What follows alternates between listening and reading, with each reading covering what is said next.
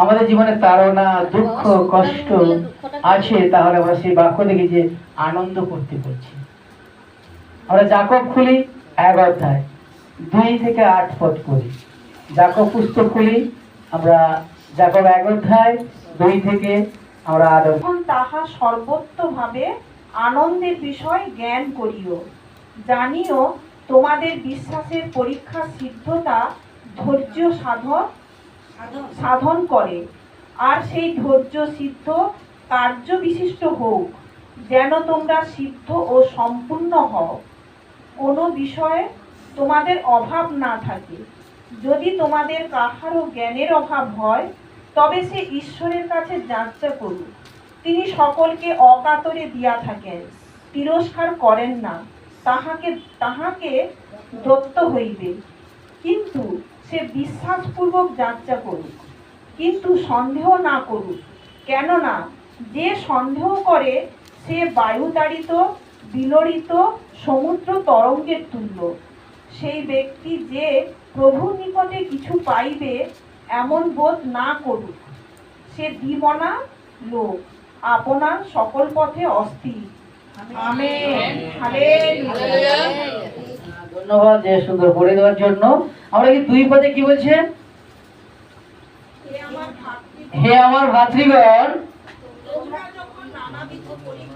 তোমরা যখন নানাবিধ পরীক্ষায় পড়ো, তাহলে একটা নয়, নানাবিধ পরীক্ষা, অনেক রকমের।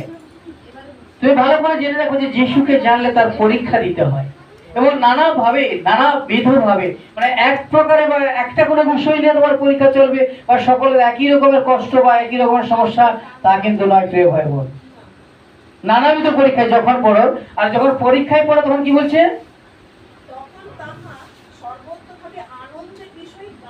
জ্ঞান করুক। আমেন। সর্বত্রভাবে আনন্দ বিষয় জ্ঞান করুক। দুঃখের সময় বলছে আনন্দ করো, তোমার তাড়না চলছে বলছে আনন্দ করো, তোমার সমস্যা নিয়ে তুমি চলতে পারছো বলছে আনন্দ করো, তুমি প্রভুকে জেনেছো বলে বহু বিষয়ে তোমার কষ্ট সমস্যার মুখীন হয়েছো, বলছে ওই সময় তোমরা আরো আনন্দ করো। কেন বললো? কেন? আমি 3 বছর করেছিলাম। মাত্র প্রভুকে যাওয়ার পর আমার পায়ে একটা কাঁটা ফুলে যায়, ফুলে যাওয়ার পর পা এবং গোধে ফুলে যায় গেল। দ্বিতীয়ত আমার বড় মেয়েকে খেদিয়ে দিল আমার জামাই, তাকে যদিও মেনটেন করলাম, আবার ছোট জামাই আমার ছোট মেয়েকে যন্ত্রণা। এবারে আমার যে দেনাপত্র রয়েছে তারা তো আসছে, ঘর বাড়ি সমস্ত কিন্তু ভিড়, আর ঘর ভাঙাভাঙি যে যা নিয়ে যাবে এরকম চিন্তাধারা।